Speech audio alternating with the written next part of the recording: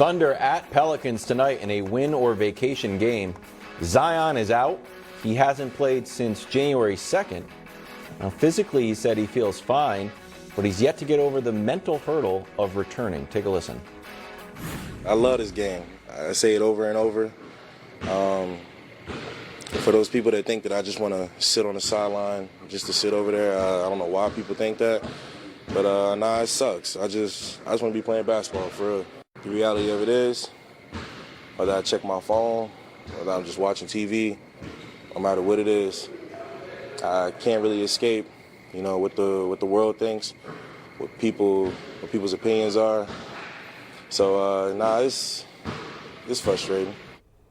This really sucks, and I feel differently having watched the full. People should watch the full 7 minutes because he is sad, and it's. Listen. I don't know Zion personally, but there is 90 seconds in this interview where he looks like the Zion we know. He's smiling. He's kind of like you can feel the charisma, and it's when he's talking about Brandon Ingram, Herb Jones, C.J. McCollum. He's asked a question about like his role being a bench supporter, and he just does 90 seconds about how amazing of a player B.I. is and does a whole thing. And then before that and after that, when it has anything to do with him, he's talking about like, I don't know what's in God's plan for me. Like physically I'm okay, but mentally I'm not Zion yet. Yep. And it's concerning. And it is, I don't know who is supposed to help him if someone can help him, because my initial thought before I had seen the full interview was, okay, so first of all, it's not like a broken foot or a torn up knee where it's like, you don't want to do, career damage. It's a hamstring. The season's almost over. If you retweak your hamstring, you're going to miss the year. You would have missed it anyway. I thought the idea would be, Zion, why don't we see if you can play 8 minutes, 10 minutes, 12 minutes, and once you're out there, you feel like yourself, you play more. But he's seen it doesn't seem like mental. Yeah, that he can't get out there. That he can get out there, which is wild to me and really concerning for a great player who has almost universal approval rating. Yeah. So, Brew, what struck me here, I echo a lot of the stuff that Nick says. I was sad watching this interview, and to me, I think this is a 4-alarm fire for the league, for the Players Association, and here's why. Since 2016, we've had 7 guys go number 1. 3 of those guys have missed time with some sort of, let's call it a mental hurdle, a mental challenge.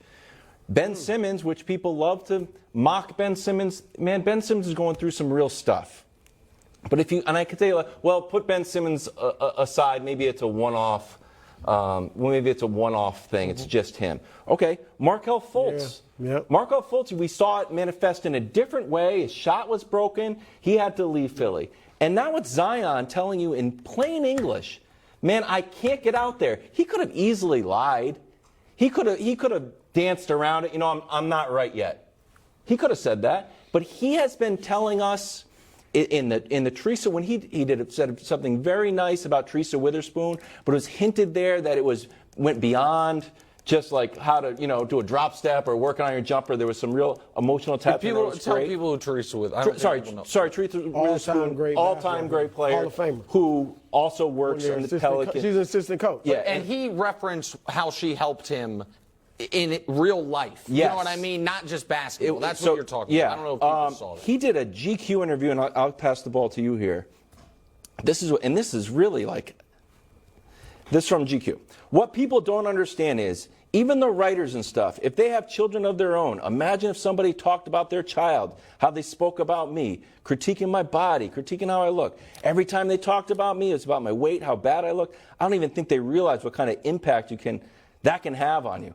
Man, it's just, once I started pulling other stuff, I just started to feel bad. He keeps referencing Biggie's album, Ready to Die. He did it before the year and this year. So not like in that regard, Blue, but in that feeling like the weight of the world is on your shoulders and how that changed his perspective on life. Look, and you gave some great examples. Ja Morant when he had his issues a month ago, what did he say? I got to find out a better way to deal with all my troubles and stress in life. He said in his interview with Jalen Rose that now that he's learned some techniques, this is the first time I've really been able, at peace since he's been in the league, emerging as a superstar, making $200 million a year or overall. Yeah. So I think what Zion is a microcosm of the macro of our society, which I would say, and I'll keep it to sports, overthinking. They used to say that term paralysis by analysis.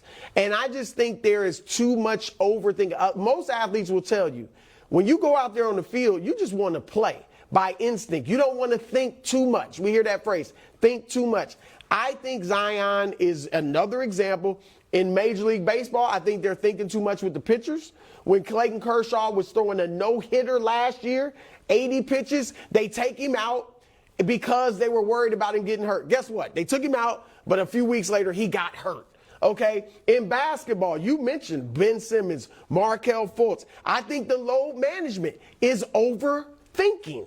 Okay? Oh, just in case they get hurt. Everybody's thinking too much. And with social media in this society, there are studies that tell you social media is ramping up anxiety in people, particularly in youth. That GQ quote, that's all that is. Social media, he's on social media reading all this stuff. That's one reason I credit Kevin Durant. Everybody thinks he's mentally weak. Durant can read all of that mess and still go out there and play great. And so I think that this is just a microcosm of what's going on in our society. Too much overthinking and reacting to social media and what everybody's saying. I think that whatever the genesis of it is, what is fascinating to me is that, like Wild said, Zion is telling us it's not my hamstring right now. Mm-hmm. It is physically fine. I'm physically fine, which then I do. Let's just say, I don't know if they will, but let's say New Orleans wins tonight and wins Friday. Now you're not in a single elimination situation anymore, and it's a few, you know what I mean? It's a week from now. Right. Can you, is what is best for Zion if someone within the team's like, hey man, let's just have you suit up, and you're available. You know what I mean? It's not you're gonna suit up a dozen guys that aren't gonna play. You're gonna suit up a dozen guys. Not everybody's gonna play.